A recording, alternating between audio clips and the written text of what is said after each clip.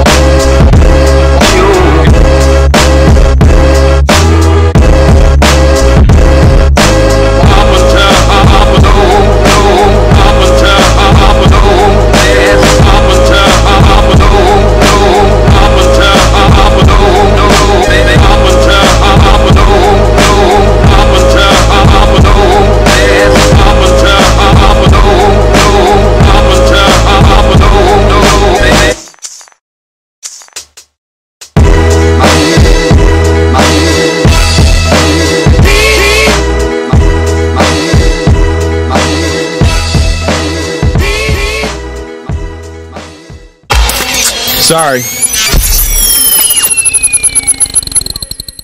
Bonjour à tous, c'est Mister Cult, j'espère que vous allez bien. Alors désolé pour certains puisque l'été touche à sa fin, mais également les vacances, donc force à ceux qui vont reprendre les cours prochainement. Mais s'il y a une chose qui ne prend jamais ses vacances et qui est toujours présent, c'est le cinéma, et rien de mieux que de commencer un petit peu la nouvelle saison, on va dire, avec un entretien ciné, pardon. Et c'est quelque chose que je fais quand même depuis 2-3 ans. J'ai eu divers invités, que ce soit des critiques, des écrivains ou écrivaines, ou des confrères youtubeurs. Et donc là, on va s'atteler avec quelqu'un que j'ai découvert récemment, avec qui le feeling est plutôt bien passé, parce que forcément, quand on parle d'horreur, vous savez que j'adore ça, donc c'est toujours tout de suite plus facile à discuter. Une personne adorable que j'ai rencontrée récemment et qui a été présent à mon dernier live. Je veux bien sûr parler de Alice Decrypt et je vous l'envoie tout de suite. Salut Alice. Bonjour. Comment tu vas? Très bien, merci. Et toi? Écoute, super, c'est vraiment plaisir de t'avoir. Comme je l'ai dit au début, ça faisait quelques temps que je t'avais un petit peu découvert et je me suis dit, encore quelqu'un qui aime le cinéma d'horreur comme moi, donc je dis, hop, allez, on va taper la discute. Donc voilà, écoute, ça me fait vraiment plaisir de t'avoir. En plus, surtout que toi, tu es un petit peu du même côté de la France que moi, parce que moi, c'est Strasbourg, toi, c'est Nancy. Nancy. Nancy. Comme je le fais souvent avec les invités que j'ai pour mes entretiens ciné, je vais d'abord on va d'abord pour les gens qui ne te connaissent pas, on va d'abord un petit peu parler de toi, de ta personne, et après on va bifurquer vraiment avec le cinéma et d'autres choses aussi qui te passionnent. Donc je te laisse commencer. Alice. Je m'appelle Alice. Ah bon? Grosse surprise, encore une fois. J'ai 33 ans, bientôt 34. Okay. Donc j'habite à Nancy, en Lorraine, la meilleure des villes de l'Est. Désolée Strasbourg, même si c'est très joli. Désolée, mais c'est déjà un peu trop l'Allemagne. Voilà, et effectivement, comme tu l'as dit, je suis fan d'horreur un peu sous toutes ses formes, aussi bien ciné, séries, comics, livres, etc. Que dire de plus? Tu travailles dans quoi, peut-être? Donc je travaille dans la vente depuis trop longtemps.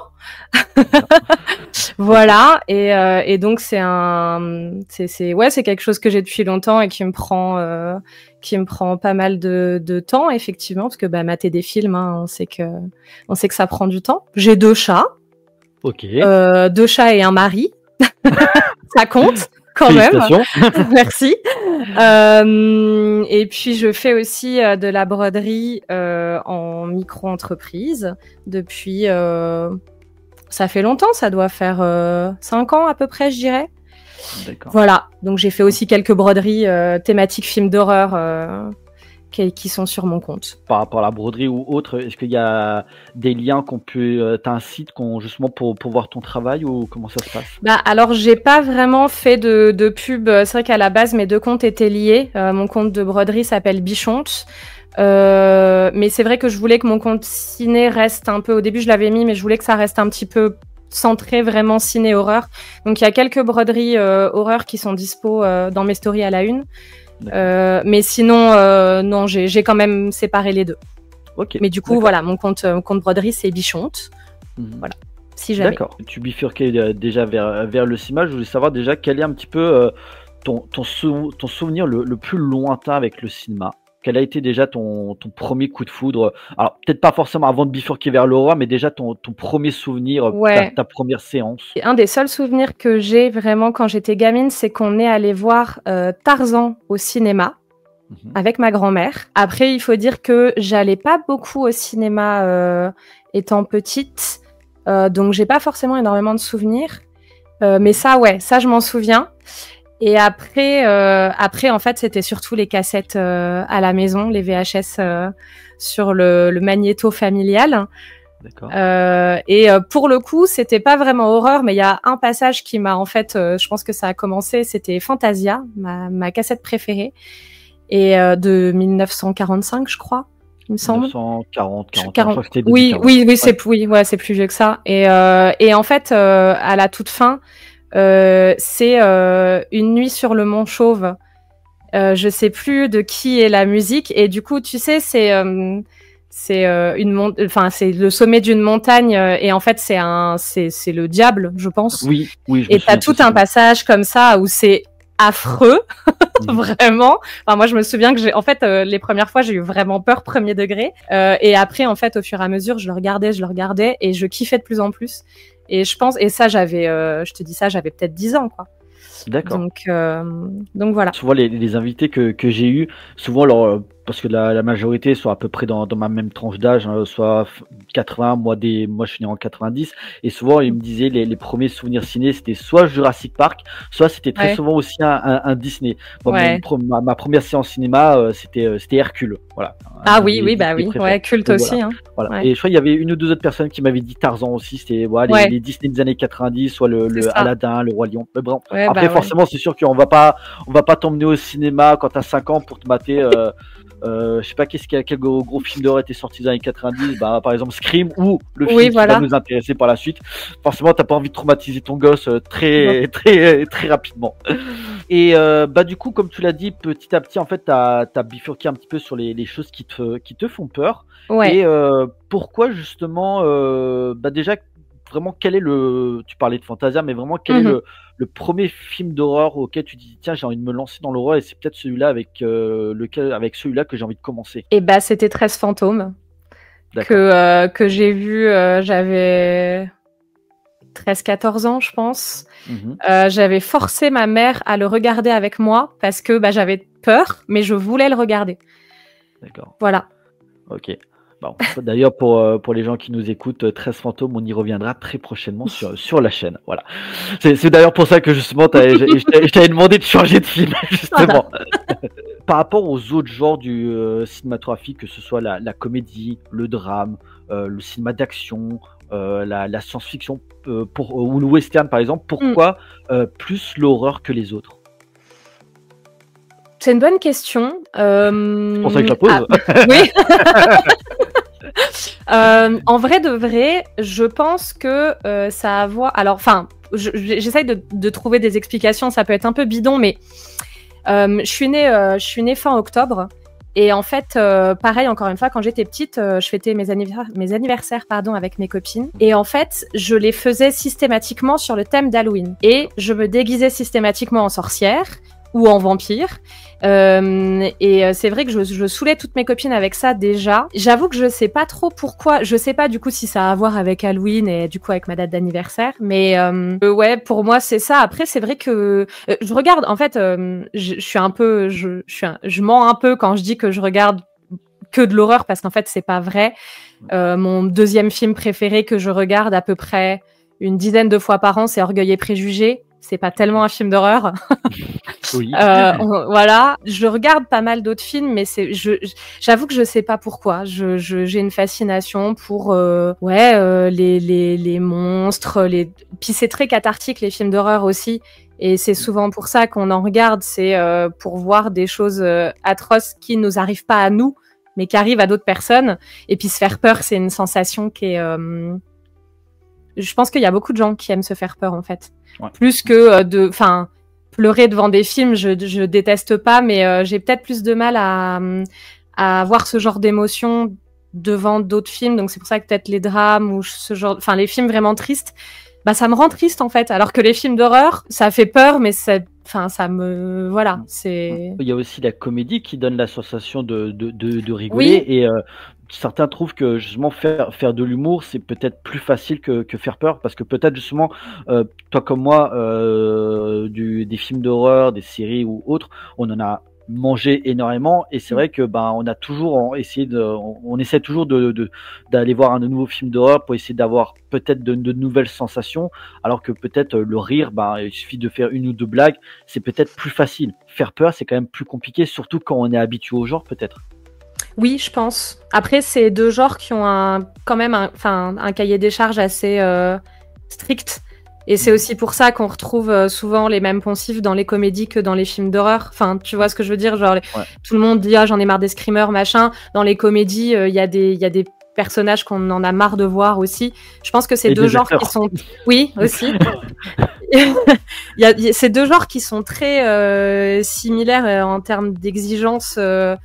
Alors après, oui, c'est quand même peut-être plus facile, effectivement, de faire rire que de faire vraiment peur. Et qui deviennent aussi un petit peu étroitement liés parce que il suffit de voir, il y en avait déjà avant, mais il suffit de voir, depuis le début des années 2000, le nombre de comédies horrifiques qui sont sorties à l'appel. Il y en a beaucoup plus ces 20 dernières années qu'il y avait dans les années 80, 90, Shaun of the Dead, Zombieland, même comme des fois je vais souvent à des festivals, il y a énormément de comédies horrifiques et d'ailleurs il y a beaucoup de gens qui préfèrent regarder les comédies horrifiques que les films d'horreur purs, tu vois.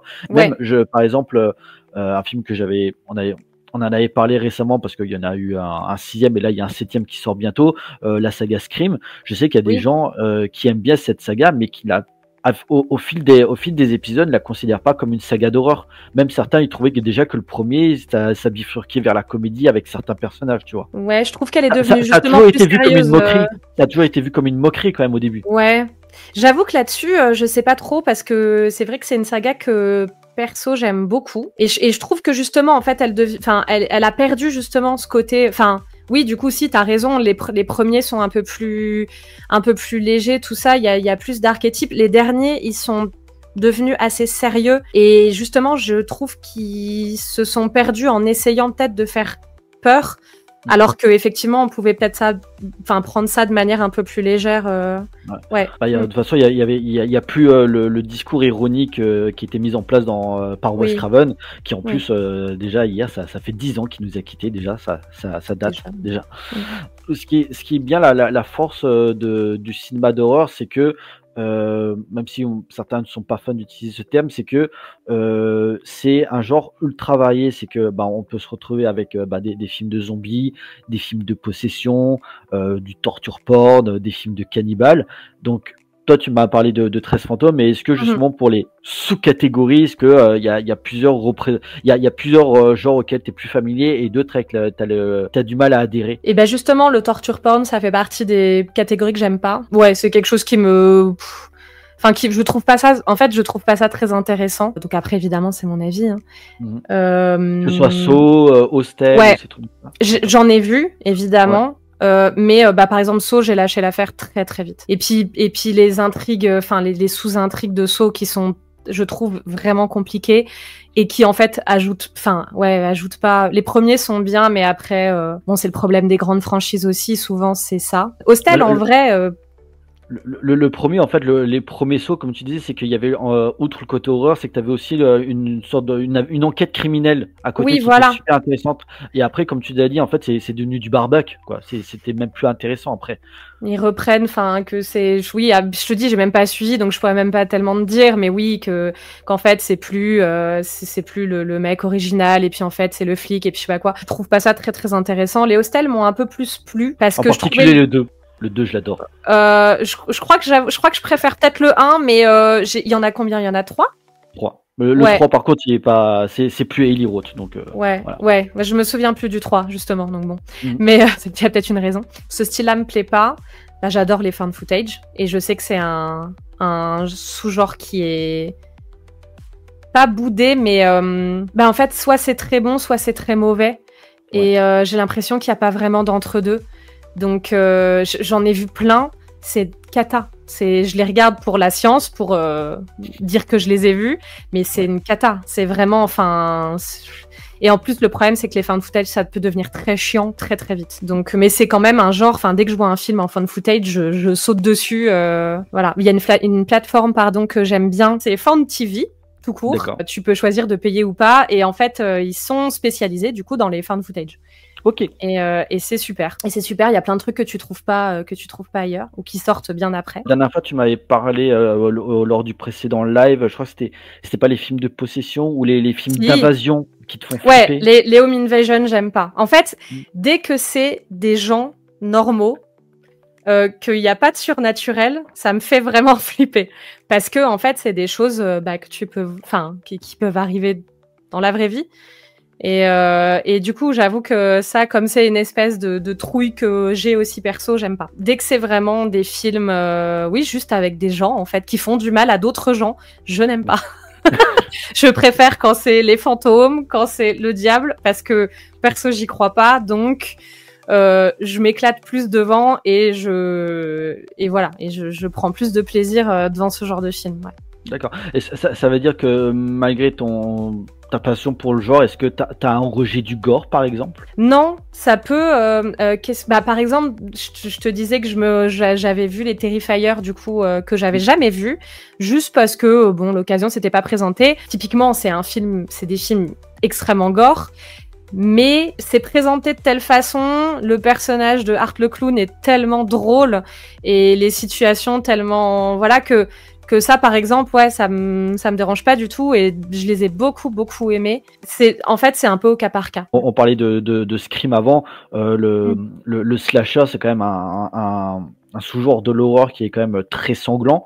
Moi, c'est vraiment un des trucs avec les films de zombies et les slashers, c'est vraiment mes deux genres de l'horreur en particulier que j'aime beaucoup. Et moi qui en ai énormément bouffé, des bons comme des mauvais, t'as quand même ce côté un peu... je sais pas comment dire, ce côté un peu sadique, parce que tu sais pourquoi tu vas voir ces films-là, parce que pour supporter des ados de tête à claque qui vont se faire trucider un par un, que ce soit au couteau ou d'autres trucs. Donc il y a un côté un peu, tu mérites de mourir. Donc on sait très bien que ça va être des films quand même assez gore, même s'il y en avait certains qui arrivait à jouer, à te créer une ambiance. Je pense par exemple à John Carpenter sur le premier Halloween, qui finalement était pas si sanglant que ça, malgré tout, à part 2-3 moments, voire même Texas Chainsaw de Tobe Hooper. Tu regardes l'original, pratiquement pas de sang, à part peut-être un moment le mec qui est en fauteuil roulant et encore tu vois quelques secondes, mais il est pas si gore que ça, donc ça passe aussi par la mise en scène. L'horreur c'est représenté par de nombreux cinéastes qui je pense nous ont énormément marqué. Je parlais de Carpenter, de Tobe Hooper. Est-ce que toi par exemple il y a un réalisateur en particulier qui a marqué ta cinéphilie, vraiment un réalisateur très spécialisé en tout cas de l'horreur, même si peut-être il a fait un petit peu de touche à tout, mais vraiment où tu as suivi entièrement sa carrière. Tu dis il y a le nouveau film de ce mec-là, il faut que j'aille le voir, que ce soit de l'ancienne génération ou de la nouvelle génération. Et en vrai non. Parce que du coup, mais non, en vrai non. Il est en train de zigouiller toutes mes questions, ça m'énerve.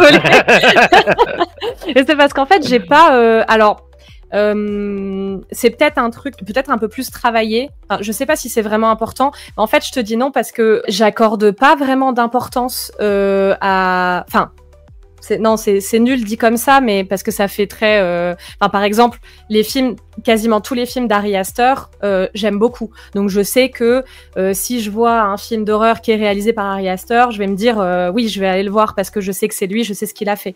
Mais de manière générale, je vais pas m'attacher à un réal ou une réal parce que il ou elle a fait... Je vois un peu les films pas au pif, mais presque en fait. Enfin, et après, en fait, je regarde, c'est plutôt... Alors je vais dire un truc, en fait, c'est plutôt les acteurs et les actrices qui m'intéresse plutôt que le ou la réal. Je sais pas pourquoi, mais j'avoue que je suis plus sensible au casting que je vais retrouver.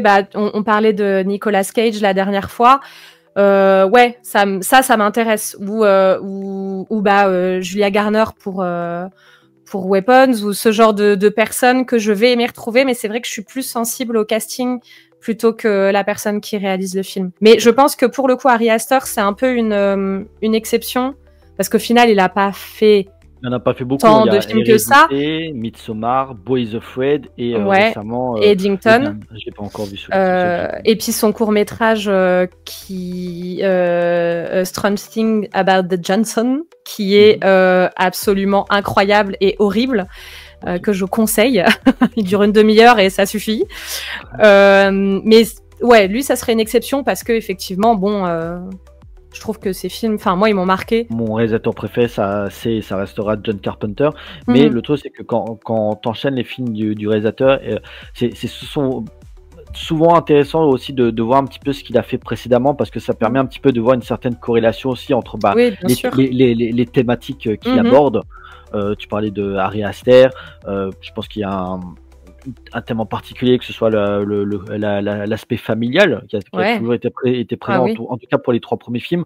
Et comme j'ai dit, Eddington, je l'ai pas encore vu. Il y a toujours un petit peu une ligne directrice dans sa filmo, et ça permet aussi un petit peu pleinement que quand tu vas pousser un petit peu l'analyse plus loin, que ce soit la mise en scène, que ce soit les thèmes ou le traitement de ces personnages, il y a toujours un petit peu, ça permet un petit peu d'amener une plus longue réflexion sur l'entièreté de sa carrière. Carpenter, mais on pourrait très bien partir sur Cronenberg, qui a allé frontalement dans le body horror, même si ces dernières années il s'en est un petit peu éloigné il a pris une direction qui me plaît un peu moins sur certaines choses, mais on ne peut que saluer l'audace. On parlait d'Ari Aster. Moi, récemment, il y a aussi un mec comme Jordan Peele que j'apprécie énormément, avec pour moi, que ce soit Get Out, Us, mais surtout Nope, qui est vraiment pour moi sa masterpiece. J'ai beaucoup aimé, Il me semble que c'est Jordan Peele qui fait Him. Il va le produire. Il le réalise. Il va le produire, Mais il a l'air incroyable quand même. Mais c'est vrai que oui. Après, j'en regarde tellement que au final, un peu malgré moi, ça vient quand même. Enfin, tu sais, je vais regarder si t'as quelqu'un. Bah là, la dernière en date, les frères Philippou et tout ça. Au final. Tu te retrouves à regarder les films d'un même réal et du coup à te dire ah bah oui tiens machin et tout, ça vient quand on regarde beaucoup, je pense que ça vient naturellement aussi. Oui, l'horreur, c'est aussi d'énormes figures qui ont marqué le genre, de Michael Myers à Jason, de Freddy, Chucky et j'en passe. Est-ce qu'il y en a un en particulier, un boogeyman peut-être, même tu parlais de Art le Clown, est-ce qu'il y en a un qui t'a marqué en général l'entièreté de la saga, ou peut-être la personnalité du boogeyman que tu trouves plus fun ou plus drôle que les autres, ou plus terrifiant? Eh ben je vais encore je vais encore te décevoir parce que en fait alors non, du coup j'en ai pas. Parce que en fait je regarde, j'en ai vu malgré tout, mais en fait je regarde très peu de films d'avant les années presque 90 voire 2000. J'ai pas trop je respecte évidemment, enfin c'est les pierres angulaires du cinéma d'horreur, qu'on soit clair. J'ai vu les Aliens qui datent de bien avant. Enfin, c'est pas voilà, j'en ai vu, mais si tu veux, du coup, j'ai pas de boogeyman préféré ou tu vois, je connais plein de gens qui vont être fans de Chucky, Freddy, les personnages un petit peu cultes. Ghostface, qui aime bien la saga Scream. Ouais, après Ghostface, je le considère pas. Enfin, c'est toujours quelqu'un de différent, donc bon, la figure de Ghostface, ouais, peut-être, mais c'est vrai. Alors si, peut-être j'ai un peu menti. Comme j'aime bien Hellraiser, j'aime beaucoup Pinhead, j'aime beaucoup les Cénobites. Je pense que ça peut peut-être rentrer un peu dans le truc. Oui. Mais sinon, c'est plus l'aspect, enfin le lore, la mythologie qu'il y a autour. Pas vraiment le personnage en lui-même. Oui, voilà. Oui. Ouais. Surtout qu'en plus, j'aime bien la saga Hellraiser. Alors les premiers, et puis après ça, c'est très voilà. Et finalement, Pinhead, quand tu regardes la durée des films, il a très peu de temps de présence. Tu vois 3-4 scènes. Et, alors, c'est toujours bien mis en avant. En plus, avec l'acteur, c'était Doug Bradley. Si je dis pas de bêtises. Doug Bradley, ouais. Voilà. Donc, il avait une certaine prestance, mais c'est vrai que tu pouvais attendre très longtemps avant que les Cénobites débarquent à l'écran. Du coup, ça veut dire que, par exemple, toi, de ton côté, par exemple, les films Universal Monsters des années 30, ça t'intéresse pas, ou peut-être un jour tu regarderas par curiosité, ou même des films, j'en parlais récemment parce qu'il y avait le nouveau de Robert Eggers, ne serait-ce que Nosferatu de Murnau, qui est quand même une pierre angulaire du genre. C'est vrai qu'il y en a où tu vois le Frankenstein c'est qui le fait Del Toro, non? Si je dis pas oui, le nouveau, oui. Je suis un pur produit de mon époque 90-2000 et que en fait j'ai beaucoup d'affection pour même les films vraiment nuls de ces années-là, enfin les films d'horreur des années 2000, c'est quand même quelque chose, sans remettre en cause à aucun moment le rôle de toute façon que tous ces films au-delà des années 80, 70, etc. ont joué, parce que sans ça, il n'y aurait pas ce qu'on a maintenant. C'est vrai que je dois admettre que j'ai beaucoup de mal et que je vais pas forcément... je vais plutôt chercher tout ce qui va sortir, ou alors des trucs vraiment totalement inconnus. Enfin, j'essaye de trouver des films qui sont pas du tout connus. Alors c'est pour ça que les found footage c'est plus facile, parce qu'en fait il y a beaucoup plus de productions indépendantes, de choses vraiment hyper confidentielles, tout ça. C'est des films qui coûtent pas cher aussi, donc qui sont parfois effectivement très mauvais, hein, comme on a dit, mais il y en a plein, et je crois que je préfère en fait chercher les films récents mais pas connus, plutôt que de parfaire ma culture. D'accord. Après, je pense que malgré tout, de la découverte des classiques, je pense qu'à un moment ou à un autre, tu prendras quand même le temps. Voilà, oui, mais tu vas au compte-gouttes, tu vas petit à petit, quoi. Oui, voilà, mais par exemple, évidemment, j'ai vu The Thing, que j'ai trouvé, j'ai trop kiffé. Il y a les aliens, tout ça. Tu gagnes des points. Et j'avais même pas vu ton t-shirt. Ah. Mais non, voilà, il y a des trucs que j'ai vus parce qu'en fait, c'est pas que je veux pas, c'est que c'est pas ce qui m'intéresse le plus, donc je vais pas forcément aller chercher ça. Ouais. Et puis comme tu disais, l'influence, ne serait-ce que j'ai été revenu récemment parce qu'on avait fait toute la saga de Romero, mais s'il n'y a pas peut-être la nuit des morts vivants, peut-être que le film de zombies tel qu'on le connaît aujourd'hui ne serait pas ce qu'il est. Totalement. Voilà. C'est même, je veux dire, c'est évident, tu vois, ou les slashers, ou tout ça, c'est clair de toute façon. Je pense que c'est une sensibilité, et puis c'est une question d'intérêt. Voilà. Du coup, t'es pas dans ce délire, malgré tout, c'était mieux avant. T'es absolument quand même là. Pas. Voilà. C'était bien avant. Ouais. Il y a des choses bien maintenant, moins bien aussi. Il y a eu des choses moins bien à l'époque aussi. Enfin, oui, faut pas nier, hein, la merde n'a pas existé à partir des années 2000. Hein. C'est ça. Hein. Mais non, pas du tout. Mais je comprends les gens qui sont... Enfin, je comprends vraiment la nostalgie. Je l'ai pour certaines autres choses. Donc, je pense que c'est peut-être dû au fait aussi qu'on a un mode de production actuel qui fait qu'il y a beaucoup de gens qui me disent, j'ai l'impression que ce soit dans l'horreur ou le cinéma d'action, j'ai l'impression de voir le même type de film qui sort, c'est juste les acteurs qui changent et ça devient un petit peu interchangeable. Peut-être aussi que le numérique y a joué un petit peu, peut-être aussi, parce que comme tu disais, à l'époque, en particulier dans l'horreur, tu as le côté un petit peu artisanal, tu vois, le côté effets spéciaux à l'ancienne qu'on ne retrouve très peu aujourd'hui, et je pense que c'est peut-être pour ça que beaucoup de gens sont dans cet aspect, qui préfèrent se mater un bon truc, un bon petit splatter, peut-être fait avec 10 francs, mais où tu te dis, le mec, il lui a explosé, il a explosé une tête de façon ultra gore, mais c'est génial. Là, aujourd'hui, c'est des effets spéciaux.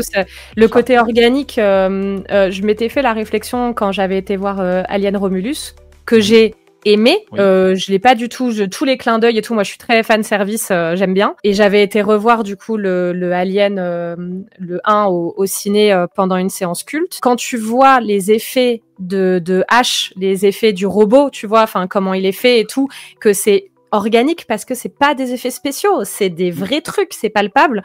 Et dans Romulus, c'était un enfer. Je pense que c'est vraiment genre la scène qui m'a fait et je me suis dit genre putain, pourquoi avoir fait ça? Alors que dans le premier, ça fonctionnait très bien. Et justement, pareil, je me souviens que quand je l'ai vu, j'étais jeune ado, ça m'avait terrifiée.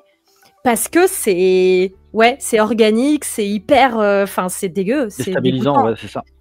Tu vois, t'as les fluides et tout qui sortent, c'est une horreur. Et du coup, j'ai vraiment regretté parce que tout le reste est super, mais ils ont voulu faire une vieille tête de robot en CGI qui a pas de tu sens rien. Enfin, il y a pas de. Alors que le reste, en plus, les facehuggers sont super bien faits. Enfin, c'est hyper, c'est pareil, c'est tout poisseux et tout. Donc c'est vrai que ce côté-là, oui. C'est Fede Alvarez, c'est ce que j'aime beaucoup parce que c'était lui qui avait fait le remake d'Evil Dead que j'avais beaucoup aimé, où justement il revenait un petit peu à déjà le fait que le film était très gore et moi j'aime bien. Lequel remake? Le 2013? Celui-là 2013, ouais. Ouais, il était pas mal. Il était pas très mal. Très bien. Moi, même si j'ai le dernier, le Evil Dead Rise, là où ça se passe dans le bâtiment, il y a à boire et à manger dedans. Je jette pas tout. Je jette pas tout. Et je suis curieux de voir ce que va faire le français là qui avait fait l'excellent Vermine. Ouais. Et Fede Alvarez, il avait fait aussi un film que j'aime bien qui s'appelait Don't Breathe, qui m'avait vraiment bien mis mal à l'aise avec les trois jeunes qui vont dans la maison et le mec il est aveugle et tout ça. Et en fait, il y a une inversion des rôles qui était vraiment bien foutue. Ouais. Donc je me dis, putain, Fede Alvarez, t'as quand même un mec qui a commencé dans l'horreur, qui a quand même été dans le truc ultra gore, et tu prends cette facilité. Alors après, tu vas me dire, c'est Disney aussi, faut pas oublier, il y a un cahier des charges à respecter, donc peut-être ça a joué, tu vois. Par contre, sur ce que tu disais aussi, le fan service, moi je suis pas contre. Après, il faut toujours que ça soit dosé. Maintenant, je dis ça, mon film préféré de l'année 2018, c'était Ready Player One de Spielberg. J'assume, tu vois. Je le trouve, alors perso, je le trouve incroyable et je le re-regarde très régulièrement. Je le trouve top. Mais c'est pas pareil, c'est pas du fan service par rapport. Là, c'est du fan service de pop culture. Oui. Donc du coup, c'est. Enfin là, puis nous, vu notre âge et tout, c'est des trucs, ça nous parle de fou. Le fan service dans Romulus, qui est plein de clins d'œil comme ça, au premier les mêmes scènes et nanani machin. Je comprends qu'il y a des gens qui adhèrent pas, mais ouais, moi j'aime bien. On va un petit peu bifurquer vers l'horreur, mais autre que le cinéma, comme tu m'as dit, t'es quand même une bonne lectrice. Ça va. Un peu moins en ce moment, mais ça va. Et alors tu m'as dit que outre les romans, tu es aussi très comics. Donc du coup, je voulais savoir un petit peu, peut-être pour les gens qui nous écoutent, déjà un petit peu peut-être ce que tu lis en ce moment, et que ce soit en roman ou en comics, que peut-être les gens qui nous écoutent pourraient découvrir. Alors du coup, il y a un auteur que j'ai découvert il y a pas si longtemps qui s'appelle Cédric Cyr, c'est un auteur français. J'ai lu son roman La Saignée. Et en fait, j'aime beaucoup parce que ça parle des Red Rooms et c'est un sujet que j'aime beaucoup. En gros, les Red Rooms, c'est un peu lié au snuff movie. Alors, c'est une légende d'internet, mais pas tant parce que perso, ça fait partie des trucs. Je pense que l'être humain est capable de faire ce genre de choses. C'est des gens qui vont filmer des meurtres en direct et tout dans des pièces et du coup, Red Room parce qu'il y a du sang, etc. Donc très sympa. Après, au niveau des romans, du coup, donc celui dont j'ai oublié le titre, mais qui était très sympa aussi. Mais du coup, c'est vrai que je suis quand même un petit peu plus branchée comics. Il y a une série que j'ai beaucoup aimée qui s'appelle Crossed, qui est un peu connue, et le film qui s'appelle The Sadness est assez inspiré en fait. Enfin, est presque complètement inspiré de cette série de comics qui est alors pour public très averti parce que c'est très dur. C'est pire que, le film, c'est rien à côté de la série de comics. Hein. Mais c'est très sympa aussi. C'est plus dans le thème du zombie désinfecté, etc. The Sadness m'avait beaucoup plu. Hein. Mais comme tu l'as dit, c'était déjà assez hardcore. Oui, c'est déjà pas mal. Et du coup, j'ai bien aimé parce que ça m'avait vraiment rappelé ça. Après, c'est plus des séries qui sont... Alors, soit c'est des one-shots, soit c'est des séries qui sont arrêtées. Je suis un peu deg. Il y a une série qui s'appelle Witch Doctor, qui est très cool. Il y a très peu de tomes, je crois que les restes on peut les trouver qu'en anglais. Moi j'avais un peu la flemme de les commander aux États-Unis. C'est vraiment un mélange c'est très Lovecraftien, ça parle des grands anciens et tout, et le mec c'est genre Dr House de l'occulte, c'est super, le mec est très cynique, très dark et tout, c'est vraiment cool. Ça pourrait me plaire ça. C'est vraiment très très sympa. Je t'enverrai les refs si tu veux. D'accord. Il y a la série aussi Ice Cream Man, le vendeur de glace que mon mari m'a fait découvrir justement. C'est lui qui m'a acheté le premier tome et c'est très très sympa. Alors c'est très bizarre, mais c'est vraiment cool parce qu'il y a tout un lore et tout. Là, je pense que la série est pas finie pour l'instant. Il y a 3 tomes, je crois, ou 4, et la série va continuer. Ça m'appelle un épisode de la série Les Maîtres de l'horreur. il y avait un épisode où justement tu avais un marchand de glace déguisé en clown qui donnait des glaces aux enfants et les enfants ils se désintégraient. C'était bien de ouais, ça me dit quelque chose. Il faut que je me refasse. Je voulais me refaire toutes les saisons de Master of Horror justement parce que l'épisode qui m'avait vraiment traumatisé, c'était Jennifer. Ah oui, de Dario Argento. Ouais, avec la femme qui... Vraiment une angoisse. Je l'ai vu, pareil, j'étais jeune et... bref. Pareil, à One Shot qui s'appelle Red Room, qui est très très cool. Donc là, c'est vraiment pareil sur les Red Room, ce genre de choses. Et puis, alors, si je finis, parce que sinon je te fais toute ma bibliothèque, hein. Mais et il y avait c'est d'un auteur français qui s'appelle Stan Silas. C'est une BD. Qui s'appelle La vie de Norman. Je pense que c'est le truc que j'ai vraiment le plus kiffé. C'est un petit garçon qui s'appelle Norman, qui a 6 ou 7 ans, pas plus, je crois qu'il a 6 ans. C'est vraiment des tout petits. Et qui est en fait un mélange, qui est psychopathe, sociopathe, donc qui est tueur en série. Mais qui est quand même un enfant de 7 ans. Et en fait, c'est à crever de rire. C'est vraiment trop, trop drôle. C'est parfois très, très gore aussi. Parce qu'il est dans une classe pour, tu sais, genre un peu de réadaptation avec des enfants un peu particuliers, un peu comme lui. Et en fait, les dialogues sont à mourir de rire. Et ouais, La vie de Norman, c'est vraiment très drôle. Et ça aussi, ça s'est arrêté, il me semble. Donc c'est pareil, c'est des trucs que tu peux trouver sur internet, mais faut chercher quoi. Moi je pourrais aussi te conseiller, en fait le précédent entretien ciné que j'ai fait il y a quelques mois, c'était avec une écrivaine qui habite à Dijon, c'était Oreza Dantes, je sais pas si tu connais. Non, pas du tout. J'ai noté. Elle a fait une saga, alors c'était la saga des astres, qui était un peu plus tout public, mais après elle avait fait notamment sa vision de la comtesse Bathory. Ok. Donc, celle qui se baignait dans le sang des vierges et tout ça. Ouais. Après, elle a d'autres trucs encore, mais c'est vraiment de ça. Après, il y a la saga, je crois, de Chair et de sang. Elle a plusieurs romans. C'est marrant, souvent, ça me dit quelque chose. Du coup, comme dit, elle est pas loin de chez toi. Elle est à Dijon. Et j'ai eu la chance de lui faire un petit entretien la dernière fois. On avait parlé de Angel Heart, très bon film avec Mickey Rourke et Robert De Niro, avec une sorte de détective qui doit trouver quelqu'un. Et en fait, Robert De Niro joue le diable, et un mélange d'enquête criminelle et de film d'horreur très très sanglant aussi. Et en tout cas, je te le conseille. Et Oreza, c'était une personne adorable que je crois que j'avais rencontré l'année dernière au Bloody Weekend. Donc voilà. Outre les noms habituels, est-ce que par exemple Lovecraft, Stephen King, tu parlais de Clive Barker, quand même des auteurs que tu lis un petit peu régulièrement? En fait, alors j'aime beaucoup la lecture, mais ce que j'adore aussi, c'est les livres audio. Je suis absolument fan parce qu'en fait, j'ai pas trop le temps de lire, et les livres audio, ça me permet de faire plusieurs choses en même temps parce que j'aime bien faire plein de trucs à la fois. Et pas que ça soit comme Evil Dead, hein, parce que du coup après il y a les démons qui vont dans ton appart. Non, j'écoute pas des enregistrements de livres occultes que j'ai trouvés dans une cave. Non, ça va. Non, du coup j'écoute énormément. Il y a une chaîne YouTube d'un mec qui lit principalement du Lovecraft, mais qui fait aussi plein d'autres choses, qui s'appelle Arkham Inn, qui a une voix vraiment super et qui lit très bien. Et en fait, il a fait du coup quasiment tous les trucs de Lovecraft. Et du coup, j'écoute. Il est sur YouTube et du coup, j'écoute surtout ça en fait. Voilà. Je parlais un moment juste avant de Del Toro pour son Frankenstein qui devrait bientôt sortir sur Netflix, et de Lovecraft. Il y a toujours ce projet, j'en avais parlé déjà sur une de mes vidéos, qu'on aurait rêvé qu'il adapte les montagnes hallucinées. Malheureusement, ce sera qu'un rêve. Ouais, voilà. Mais il y en a plein. En vrai, déjà, La couleur tombée du ciel, c'est pas mal que ce soit adapté, mais avec Nicolas Cage. Évidemment. Voilà. J'ai vraiment bien aimé. Ils auraient pu, aller un peu plus loin peut-être, mais il était déjà très bien. Et il y en a un autre, alors rien à voir, c'est un autre film qui est très Lovecraftien aussi, qui s'appelle The Void, qui est très, pour le coup, j'ai vraiment bien aimé, très sympa. Mais oui, c'est vrai que des adaptations de Lovecraft, ça pourrait être... C'est vrai que Lovecraft, ça a toujours été un univers assez particulier, et je pense que peut-être pour les studios, qui quand même aujourd'hui avec des films qui coûtent de plus en plus cher, c'est toujours, je pense que c'est toujours difficile à vendre. Oui. C'est ça le problème. Là où tu dis, bah, Stephen King, les gens connaissent, ça est reconnu Oui. à travers le monde. Mm. Tu peux, il a fait un petit peu touche à tout.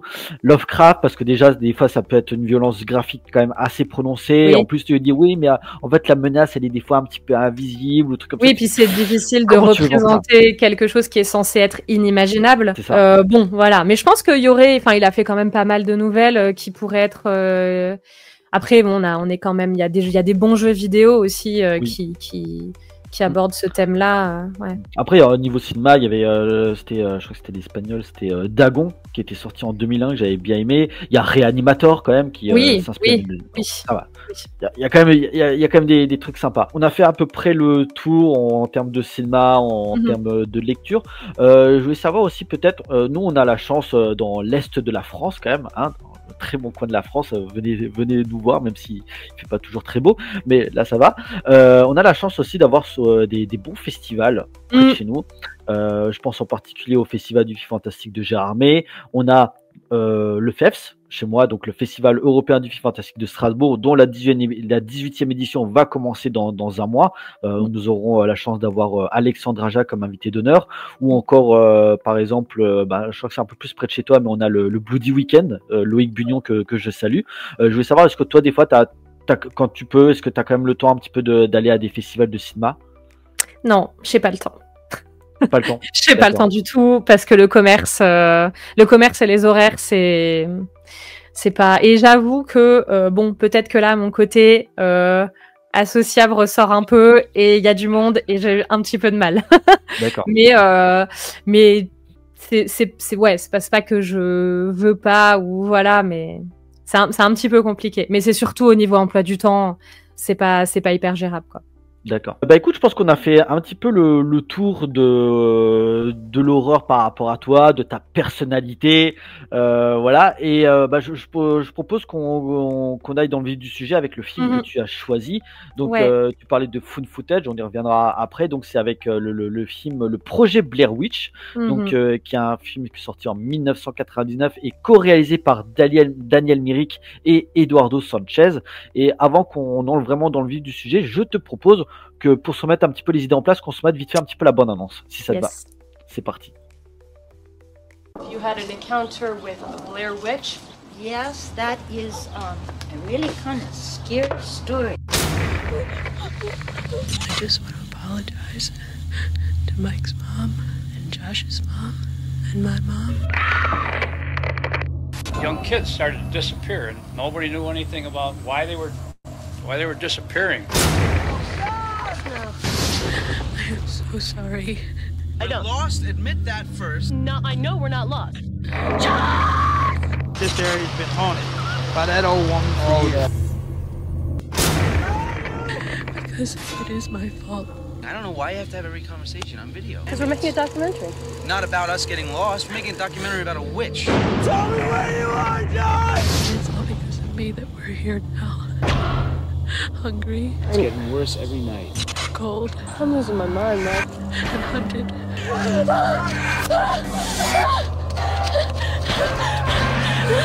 There's no one here to help you. That's your motivation.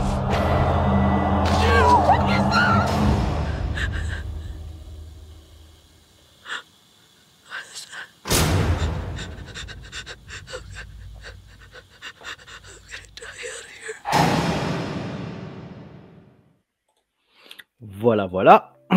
C'est trop bien. Ouais. Après, moi, le truc, c'est que ça me fait toujours marrer parce que, tu sais, le plan justement où tu la vois, la moitié de son visage en train de flipper et avec le nez qui coule. Ouais. ça me rappelle la scène dans le premier Scary Movie. Tu vois les deux journalistes et tu vois, vous voyez pas que je suis en train de faire mon boulot et tu la vois en train de flipper avec le nez qui commence à couler. Ça me rappelle cette scène. Je suis désolé. C'est pas grave, je t'en veux pas. Ça va. Projet Blair Witch, donc je disais un film qui est sorti en 1999, donc il y a un représentant un petit peu du found footage, en tout cas qui est un film qui a un petit peu relancé ça. C'est un film qui n'avait pas coûté très cher, qui avait coûté seulement $60 000 et qui en a rapporté 248 millions à travers le monde, soit un retour sur investissement de 414%. Ça fait plaisir, effectivement.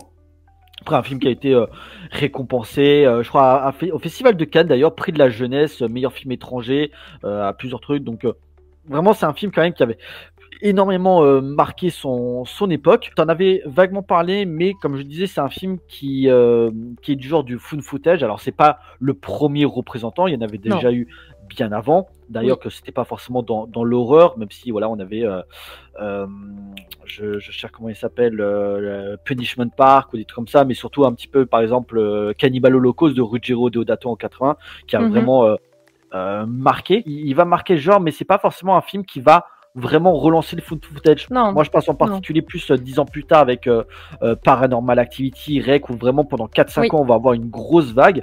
Ouais. Du coup, comme tu me parlais du found footage, c'est quelque chose que t'aimes beaucoup. Pourquoi? Bonne question, encore. Dis donc, j'aurais dû me préparer. C'est pas comme si c'était prévu depuis quelque temps déjà. Hein.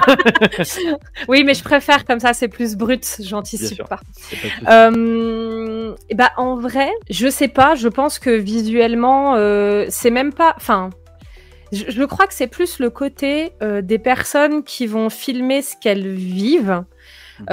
C'est sûr que ça met moins de filtres qu'un film classique où il y a vraiment il y a de la distance entre le spectateur, la caméra et l'action.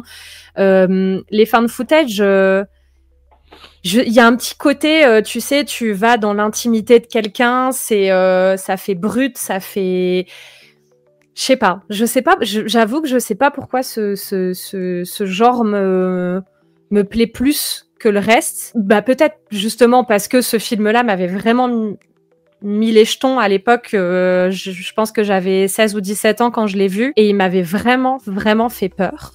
Premier degré. Et peut-être qu'en fait j'ai essayé de retrouver les mêmes sentiments à travers les autres found footage ou je sais pas, je trouve que c'est un genre qui est très intéressant et qui peut vite faire vraiment peur en fait, parce que tu peux pas utiliser beaucoup d'artifices, beaucoup d'effets, le montage, faut faire attention dans le found footage parce que sinon tu perds le côté found footage. Enfin, il y a un côté pris sur le vif. Ouais. Et puis plus naturel. Alors celui-ci réussit bien parce que justement comme les acteurs étaient à moitié dirigés et qu'ils n'avaient pas de script totalement rédigé, et tu sens vraiment qu'il y a c'est tellement naturel. Enfin, en fait, on dirait la vraie vie. Ça aurait pu se passer. Puis tu vois toute la communication hyper intelligente qu'il y a eu autour du film et tout ça. Mais je sais pas, je trouve que c'est un genre qui C'est vrai qu'aussi, comme qui fait plus peur. Le film, il avait marqué aussi parce qu'à l'époque, il y avait ce côté un peu viral parce qu'on était encore en 99 et on n'avait pas les réseaux sociaux comme maintenant où les gens pensaient qu'en fait les 3 acteurs du film étaient vraiment des morts sur le tournage et qu'on avait vraiment qui avait disparu. Surtout qu'en plus les personnages qu'on suit dans le film, donc qui s'appellent Ever, Josh et Mike. Mike. En fait, les 3 acteurs du film, en fait, c'est leur vrai prénom. Ever Donahue, qui d'ailleurs aujourd'hui a arrêté le métier de comédienne et elle cultive du cannabis médical dans le nord de la Californie depuis 2008. Soit. Voilà. On a Joshua Leonard et Michael C. Williams que j'avais déjà vu dans 2-3 séries, mais c'est pas non plus des acteurs qui ont une grosse carrière.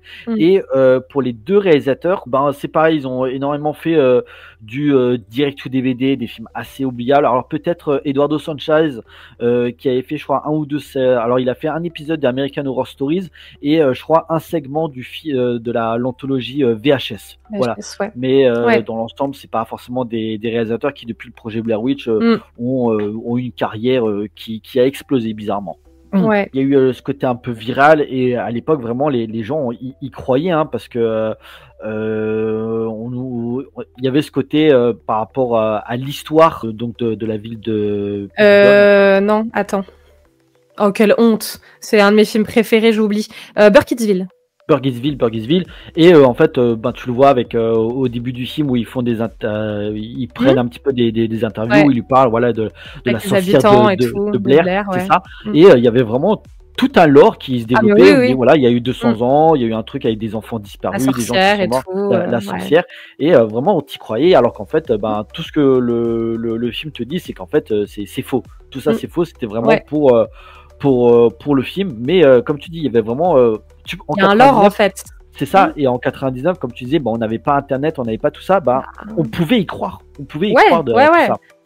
Donc en gros, l'histoire grossièrement, c'est que donc tu disais, il y avait 3 étudiants qui veulent faire une sorte de documentaire donc sur l'histoire de la sorcière de Blair. Donc ils vont à Burkittsville dans le Maryland, et donc ils vont dans cette forêt, et petit à petit ils vont commencer à se perdre, et le soir ils vont ressentir peut-être petit à petit en fait des sortes d'attaques qui vont se faire de plus en plus violentes,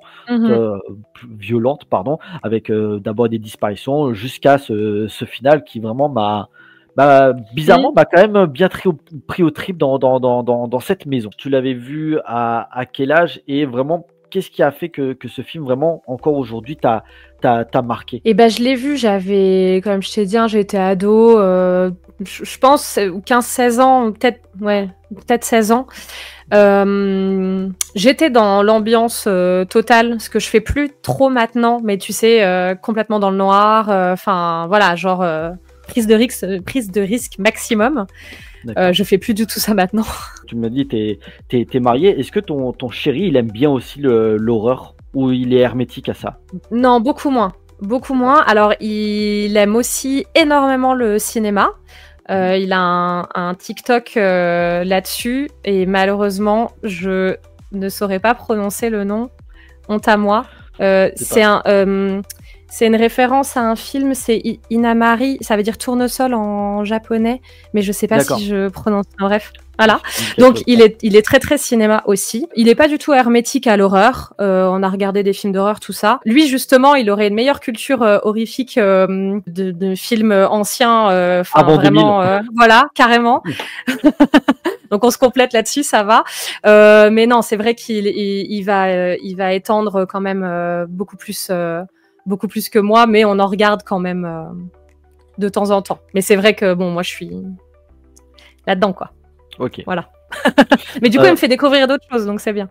Ah tant mieux. Il y a un juste milieu, vous arrivez à un équilibre. Ça va. En fait, moi, ce qui me dérange, en fait, c'est même pas que le projet Blair Witch, et en fait, je disais que moi, le found footage, c'est peut-être quelque chose auquel j'ai plus du mal à entrer. Il y a peut-être aussi le côté amateurisme qui des fois peut un petit peu me déranger au niveau des gens qui tiennent la caméra, mais en fait souvent aussi ce qui me sort du film, c'est que souvent les personnages qu'on suit, en tout cas la personne qui tient la caméra, c'est quelqu'un qui m'énerve en fait par ce qu'elle dit, par son comportement, et en fait des fois ça me sort du film. L'exemple le plus probant, c'est par exemple Paranormal Activity, qui est sorti en 2009. Lequel? Le premier. Déjà le premier en fait, et t'as ce couple qui a une maison. En gros, ils sentent une présence, et t'as un médium qui leur dit voilà, faites attention de pas le provoquer. Et donc il le fait. T'as le mari qui s'appelle Mika qui arrête pas de dire le démon, je t'emmerde et tout ça. T'écoutes quand on te dit un truc en fait. C'est ça. Des fois c'est ça qui m'énerve, c'est que il y a des c'est caractériel du cinéma d'horreur en général, c'est que des fois s'il se passe pas ça, c'est parce que si les personnages sont pas cons, il leur arrive pas ça, et je peux comprendre, mais au moins il peut avoir un plaisir sadique, comme je disais dans le slasher, c'est qu'il y a un côté peut-être un peu plus sanglant visuellement aussi. Il y a quelque chose là où justement le fait de voir un mec qui va tenir la caméra même quand il court, où tu dis mais je comprends rien à ce qui se passe, des fois peut-être ça peut me sortir du film. Donc c'est un peu ça. Maintenant, comme j'ai dit, il y a des films en found footage que j'aime beaucoup, par exemple, je pense que mon film préféré ça restera Rec, parce que justement peut-être que la personne aussi qui tient la caméra, en tout cas la journaliste et tout ça, c'est des personnages aussi qui ont un peu plus de caractère, qui prennent des initiatives et qui sont pas insupportables. C'est ça. Et voilà, je sais pas, j'entre plus facilement. Et même récemment, c'était un film que j'avais découvert en festival, je crois que c'était au FEFS, c'était Deadstream. Ah oui, il est super celui-là. Il était génial, mais il y avait un côté humour aussi qui faisait que j'arrivais plus à rentrer dedans. Donc voilà, il y a des petites exceptions, mais c'est vrai que comme tu le dis, c'est vrai que quand des fois tu bouffes énormément et encore le found footage en soi, même si aujourd'hui c'est lié à l'horreur, c'était pas que ça. Il y avait aussi. Non. Tu peux avoir plein d'autres. Par exemple, un film qui a marqué toute une génération d'adolescents débiles, mais Projet X, voilà, il y a des trucs comme ça, malheureusement. Mais c'est vrai qu'on Il en lit faut. très souvent. Oui, bien sûr, mais on lit très souvent le food footage à l'horreur, alors que Oui. je trouve ça dommage, même si peut-être aussi le fait qu'il y a un manque de moyens, on peut peut-être plus facilement trouver des artifices liés à la peur. Je sais pas, je pense qu'il y a un mode de fabrication que je trouve louable, hein, parce que bah forcément faire un film, ça coûte du pognon, ça coûte de l'argent, et on n'a pas tous les moyens d'avoir des effets spéciaux ultra perfectionnés, et des fois bah, avec le manque de moyens tu compenses par le biais de ta mise en scène. Donc sur ça je trouve que le projet Blair Witch s'en sort très bien. Oui. Est-ce que justement toi peut-être au niveau de l'histoire, ou est-ce qu'il y avait quelque chose qui t'avait marqué, je sais pas combien de fois tu l'as vu ce film, je pense un grand nombre de fois. Ouais. Qu'est-ce qui t'a marqué, que ce soit au niveau des traitements de ces trois personnages, au niveau de la mise en scène? Je pense que pour le coup, je trouve qu'on s'attache vachement au perso. Donc il y a cet effet très naturel, comme je disais, des dialogues, des interactions entre eux en fait. Ce que je trouve, moi justement, tu vois, moi ce qui me sort généralement de ce genre de film, c'est des interactions pourries ou des trucs qui ont vraiment pas l'air. En fait, le found footage, t'es censé être naturel. C'est un truc qui est pris sur le vif, c'est l'instant présent. Si ça a pas l'air naturel, si ça a l'air trop travaillé ou quoi que ce soit, bah tu dis bah oui, enfin tu dis je sais que je regarde un film, je peux pas me dire que éventuellement je regarde un métrage trouvé machin. Mais et je trouve que Blair Witch a vraiment réussi là-dessus. Tout son côté, enfin les persos, je les trouve ultra crédibles. Ultra réaliste, ils s'engueulent, ils font des actions débiles, mais c'est pas des facilités d'écriture, c'est des réactions que tu peux avoir si t'as peur, enfin voilà, tout ce côté vraiment aussi dans les bois, ça me terrifie. J'ai vraiment peur de la forêt, des bois et tout. Enfin, la scène où Mike jette la carte. Oui, tu vois, non, mais on s'en fout. C'est à ça, tu vois, et en fait, ils pètent un plomb parce qu'ils en peuvent plus, et il a jeté la carte, et il lui dit de toute façon, tu savais même pas la lire, enfin machin et tout. Et je pense que j'ai aussi beaucoup aimé tout le lore en fait de Blair Witch qui est en fait assez étendu, parce que t'as le lore de la sorcière de Blair, t'as le lore de Rustin Parr qui est du coup le tueur en série qui a tué les enfants. L'endroit Coffin Rock et tout, t'as toute une équipe de sauvetage qui a été retrouvée complètement massacrée et tout. Et je pense qu'en fait ça fait un espèce de condensé de tout ce que je kiffe dans les films d'horreur, le côté un peu occulte, tout ça, le côté found footage, et je trouve que c'est un film qui est vraiment premier degré, effrayant. Grâce un petit peu à Internet, qui quand même des fin 90 commençait à se développer, ça a aussi un petit peu laissé une sorte d'héritage sur d'autres créatures. Je pense en particulier au mythe du Slenderman. Ouais. Voilà, il y a tout ce lore aussi avec en forêt, où il faut pas regarder le film, hein. Surtout pas. Hein. Oui, le film est pas très bon. Surtout pas, il est nul. Non, il y a une série YouTube qui s'appelle Marble Hornets qui est par contre très très bonne. Il y a alors c'est qu'en anglais, mais bon ça va. Il y a 80 épisodes à peu près, et c'est du coup sur le Slenderman, et c'est incroyable. Est-ce qu'il y avait encore quelque chose que tu voulais dire? Alors je pense que peut-être on va se faire un petit peu du mal, parce que malgré tout, contre son gré, le projet Blair Witch c'est devenu une saga malheureusement, et juste après ça, il y a eu 2 suites qui sont sorties. Donc une, je crois, qui était sortie en 2002. 2002. Donc le projet Blair Witch 2, le livre Book des of ombres. Shadows, oui. Ouais, le livre. Non, c'est en 2000, réalisé par Joe Berlinger. Alors qu'il avait pas fait, qui a eu une carrière aussi assez courte, parce qu'en fait il avait fait Blair Witch, et puis après on a dû attendre 2019 avec un film que j'avais plutôt bien apprécié, que j'avais chroniqué à l'époque, c'était Extremely Wicked, Shocking, Evil and Vile, avec Zac Efron qui sur la Ted Bundy. Qui était sur Netflix, et après il a fait une série de documentaires qui s'appelait Scène de crime, aussi sur Netflix. Mais voilà, il a une carrière assez courte. Par contre, si je me souviens bien, c'est vrai que Blair Witch 2 c'était quand même un film assez attendu vu le buzz qu'il y a eu sur le premier opus, et qui est, je crois, est considéré comme l'une des pires suites jamais réalisées. C'est une horreur, hein. C'est une horreur. C'est une horreur. Alors je sais qu'il y a des gens que je connais qui aiment bien ce film et qui le préfèrent même au premier, mais moi je pense savoir pourquoi. C'est parce que certains de mes potes en fait détestent le found footage, et je pense que peut-être le deuxième en fait a une formule, on va dire, un peu plus classique. Bien sûr. qui peuvent apprécier un peu plus le truc. Il y avait bon, il avait coûté un peu plus cher aussi, donc Oui, peut-être évidemment. visuellement c'était autre chose. Et je pense qu'il me disait ouais, moi déjà les personnages du premier opus, foot footage, je supporte pas, donc le 2 Oui, ah bah oui. nul, mais j'adhère plus à la proposition qui se Ouais. veut classique. J'avoue que là-dessus, moi, j'ai du mal à entendre ce genre de truc parce que, alors, quand bien même on n'aime pas les found footage que je respecte à 200%, le deuxième, les personnages sont atroces, c'est mal joué. Alors, les effets spéciaux, on n'en parle pas. Voilà. C'est blindé d'incohérences. Enfin, c'est une horreur. Et puis Book of Shadows, mais il y a pas de. Il est où le Book of Shadows? Enfin, il y a pas dans le livre, dans le film. Et vraiment, je me souviens pour le coup quand je l'ai vu, j'ai halluciné et je me suis dit mais à quel moment c'est possible de faire un film aussi pourri quoi? Et d'autant plus que ça venait de, que ça utilisait le nom de Blair Witch, tu vois, d'un film que j'avais vraiment kiffé. Oh, il y a peu de rapport en plus avec le truc de livre de Blair. Mais non. Enfin, c'est vraiment genre tiens, on va faire une suite à Blair Witch, mais qui utilise pas. Même le troisième, du coup, je crois qu'il crois qu'il date de 2016 ou 2015. 2016, ouais.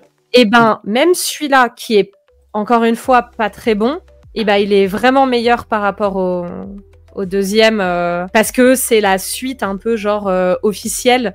Oui. C'est son frère c'est le frère de Heather qui va chercher sa grande sœur. Il y a des trucs assez sympas. On voit un peu la sorcière. L'effet est vraiment sympa aussi. Bon, pareil, le film est pas fantastique non plus, mais c'est plus cohérent, quoi, je trouve.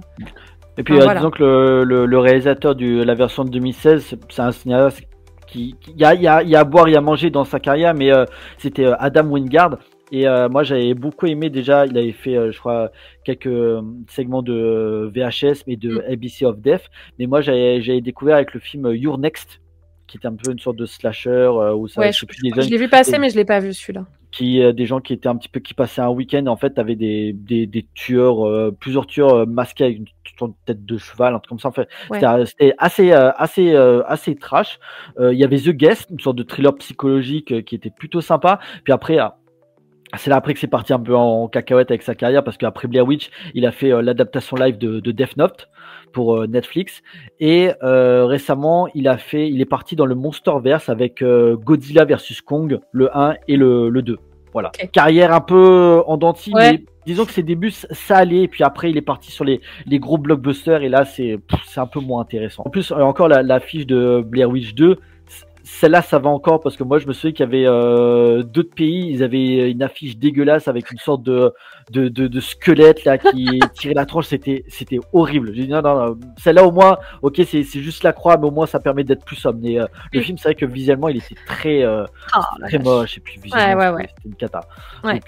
Donc, et d'ailleurs, comme je l'ai dit, de ce que j'ai cru comprendre, Jason Blum, donc Blumhouse, ça fait quelques temps qu'ils en parlent, qu'ils pourraient produire un reboot de Blair Witch. Ouais, je sais pas si c'est bien utile, mais bon. Que Blumhouse, ces dernières années, c'est très compliqué, ces productions. Ouais. Aujourd'hui, on part plus sur... alors je sais qu'il a quand même une place dominante dans l'horreur, mais je trouve plus intéressante les propositions horrifiques qu'il y a sur A24, voire récemment la boîte Neon. En tout cas, tu vois que c'est quand même il y a trois boîtes concurrentes qui essayent au moins de pas être dans les poncifs faciles du genre, et d'amener au moins d'autres propositions. Des fois ça se casse la gueule, des fois ça marche, mais on ne peut quand même au moins saluer l'audace. Là où Blumhouse, t'as l'impression qu'en fait eux ils sont plus dans le concept. Voilà, on a une idée, mais après pour l'exploiter sur 1h30, c'est là que ça coince. Est-ce que tu avais encore quelque chose à rajouter par rapport au projet Blair Witch, premier du nom, on va dire? Écoute, non, à part que c'est très très bien et qu'il faut le voir. Ok. Voilà, c'est une menace. C'est lequel peut-être des trois personnages auxquels tu étais le plus attaché entre Heather, Mike et Josh? En vrai, les trois. Parce que j'aimais bien Mike beaucoup quand même, parce que je le trouvais assez drôle, mais je les trouve tous très convaincants en fait dans leur rôle, et j'avais j'avais pas envie, enfin, tu vois, comme d'habitude, qu'on a envie, qu'il y ait un perso qui meurt ou qu'on s'en fiche et tout. J'avais peur avec eux.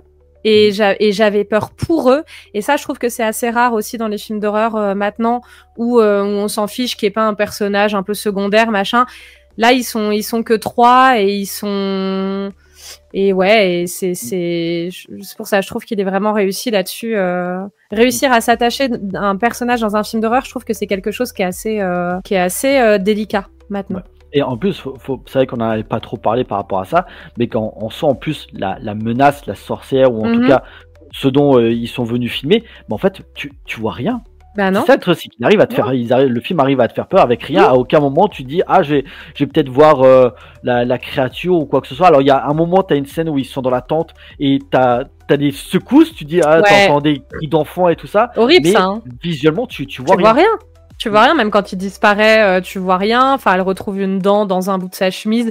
C'est que des trucs. Enfin, ça c'est pareil. C'est un truc où des fois c'est bien de ne rien voir et ça fait d'autant plus peur parce que l'inconnu, ça fait peur parce qu'en fait nous on voit rien, mais eux ils voient rien non plus. Là tu vois, la dernière fois que je me suis dit ça dans un film, récemment j'ai regardé Teddy. Du coup, je sais pas si t'avais vu. C'est un film de. C'est le film français là, le truc de loup-garou là. Oui. Je l'ai pas encore vu, je dois le rattraper celui-là. Il est super, il est vraiment génial et justement ils ont été assez intelligents pour ne pas montrer. Parce qu'en fait, justement, je l'ai regardé avec mon époux et on avait très peur de ça. On avait peur parce que c'est pas un film, je crois que le budget est pas colossal et tu te dis genre, est-ce qu'on va avoir une créature claquée au sol, un truc atroce et tout machin? Eh ben non. Et c'est bien. Surtout qu'en plus il y a toujours la peur, on se dit. Horreur, film français, c'est toujours compliqué. Ah, c'est compliqué. C'est compliqué. Voilà. C'est compliqué. Encore une fois, on a des très bons réals et on a eu des très bonnes choses. Mais moi, j'y vais à reculons la plupart du temps quand c'est un film d'horreur français. Et celui-là, bah, c'est excellente surprise, incroyable, hyper drôle en plus. C'est plus du coup une comédie horrifique, mais c'est à hurler de rire. Et c'est bien joué et c'est top. Bon bah je te fais confiance parce que je crois qu'en plus je crois que moi qui a différentes plateformes, je crois Netflix, je crois qu'il est sur Amazon donc je jetterai. Oui. Ouais. Ok. Ouais.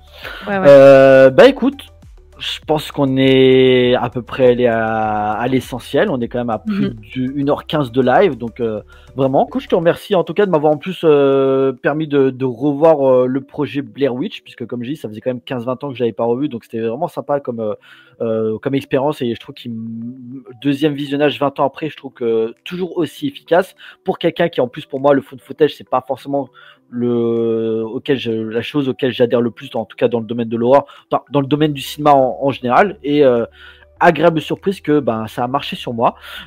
Écoute, je te remercie encore Alice pour cet entretien. C'était vraiment un plaisir de t'avoir et de partager la passion pour le cinéma et le cinéma d'horreur en général. J'espère te revoir rapidement sur la chaîne pour peut-être un autre live, pour un autre entretien, s'il y a quoi que ce soit. En tout cas, tu es bienvenue. C'était vraiment personne adorable. C'était vraiment un plaisir de t'avoir. Merci beaucoup. Et puis, de toute façon, je mettrai le lien dans la description parce que, alors, je veux savoir aussi pour finir, où est-ce que les gens qui veulent te suivre, où est-ce qu'ils peuvent te découvrir? Et sur Insta, du coup, Alice Decrypt, et sur TikTok, normalement, le nom c'est le même. Je vérifie juste parce que oui, c'est pareil. Ok, voilà. D'accord. De toute façon, je mettrai les liens dans la description, comme ça vous aurez toutes les infos et vous pourrez suivre le travail de Alice Decrypt. Pour les gens, comme j'ai dit au début, écoutez, une bonne rentrée à vous. Et oui, ça y est, c'est la fin de l'été, c'est la fin des vacances. Il va falloir se remettre un petit peu à bosser.